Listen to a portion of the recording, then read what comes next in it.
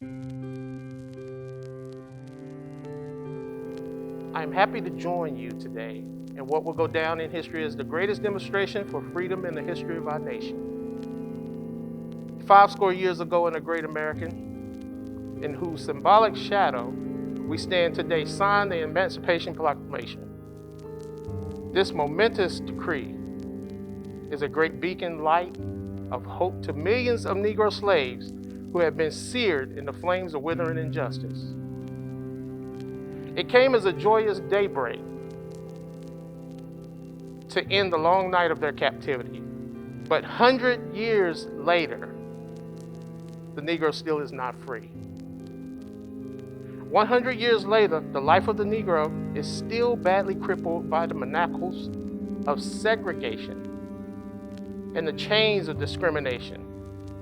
100 years later, the Negro lives on a lonely island of poverty in the midst of a vast ocean of material prosperity.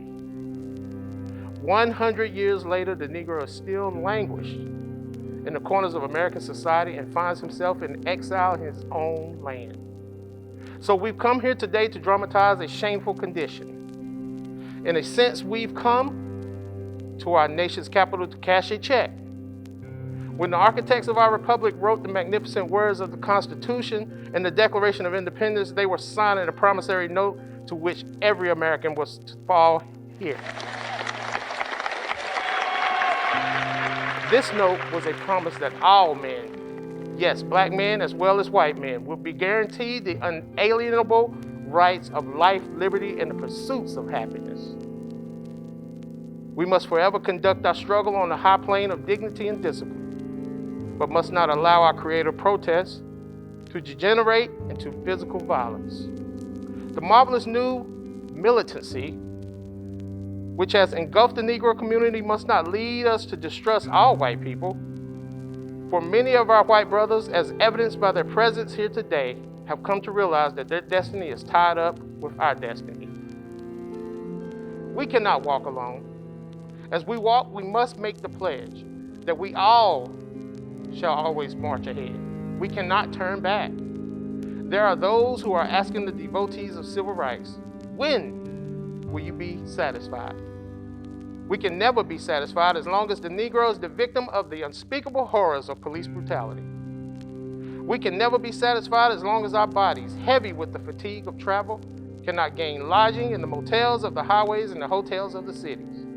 We cannot be satisfied as long as the Negro's basic mobility is from a smaller ghetto to a larger one. We can never be satisfied as long as our children are stripped of their adulthood and robbed of their dignity by signs stating for whites only. We cannot be satisfied as long as the Negro in Mississippi cannot vote and the Negro in New York believes he has nothing for which to vote. No, we are not satisfied.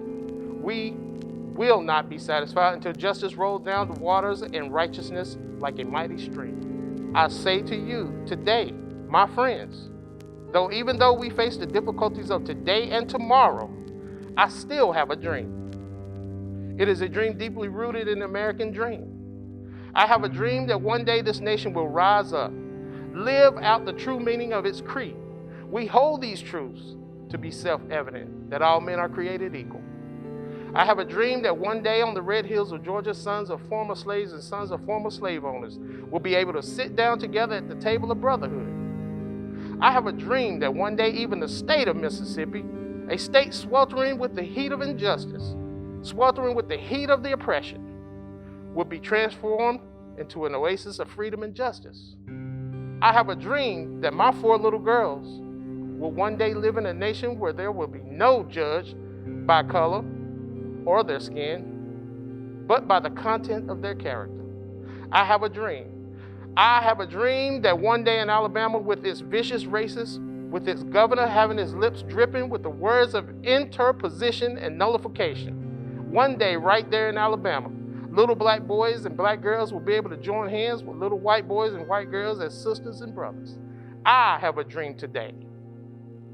This will be the day when all God's children will be able to sing with the new meaning. My country 'tis of thee, sweet land of liberty, of thee I sing. Land where my fathers died, land of the pilgrim's pride. From every mountainside let freedom ring. And if America is to be a great nation, this must come true. So let freedom ring from the prodigious hilltops of New Hampshire. Let freedom ring from the mighty mountains of New York. Let freedom ring from the heightened Alleghenies of Pennsylvania. Let freedom ring from the snow-capped Rockies of Colorado. Let freedom ring from the curvaceous slopes of California. But not only that, let freedom ring from the Stone Mountain of Georgia.